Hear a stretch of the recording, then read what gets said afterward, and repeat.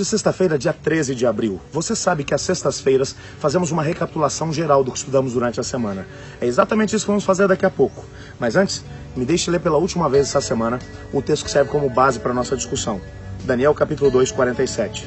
Disse o rei a Daniel: certamente o vosso Deus é o Deus dos deuses e o Senhor dos reis e o revelador de mistérios, pois pudesse revelar esse mistério.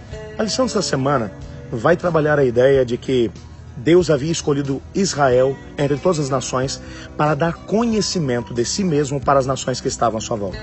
A ideia de Deus estabelecer uma nação ou chamar uma nação era para que essa nação vivesse os seus princípios e desse testemunho às demais nações de que valia a pena servir ao Deus de Israel.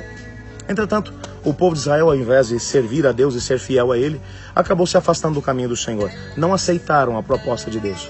Como eles fizeram isso, o Senhor Deus permitiu que eles fossem para a Babilônia como deportados.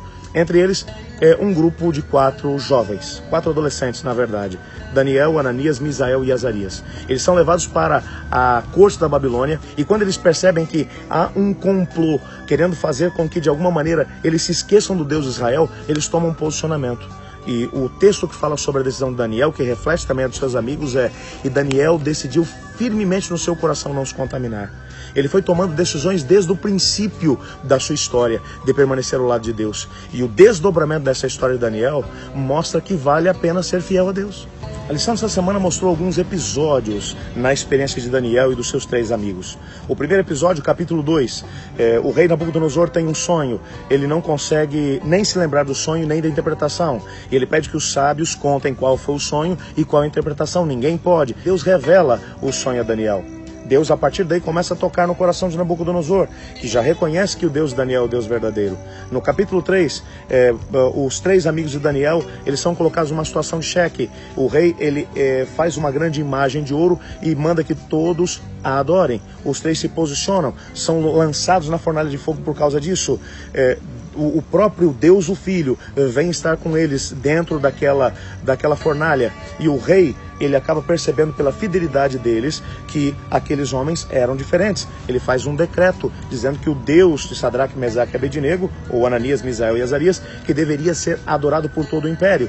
No capítulo 4, esse mesmo homem que já, através do testemunho desses 4 rapazes, ou desses 4 homens, ele já tinha um conhecimento de Deus, ele agora vai ter uma experiência muito, mas muito diferenciada.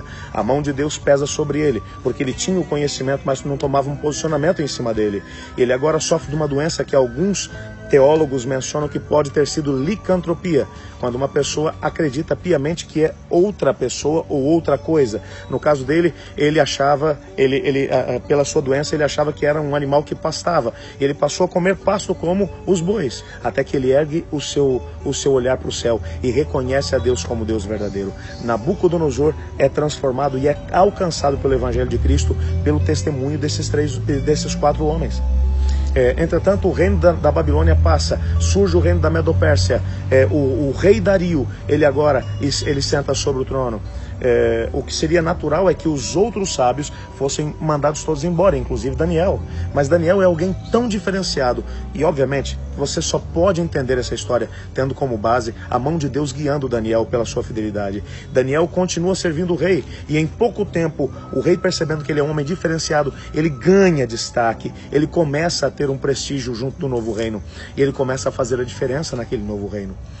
Obviamente que isso desperta o ciúme dos demais sábios que criam um complô contra ele. Daniel é lançado na cova dos leões, mas Deus está com ele. E no final dessa história você percebe um segundo rei abrindo o coração para Deus por causa do testemunho de um homem.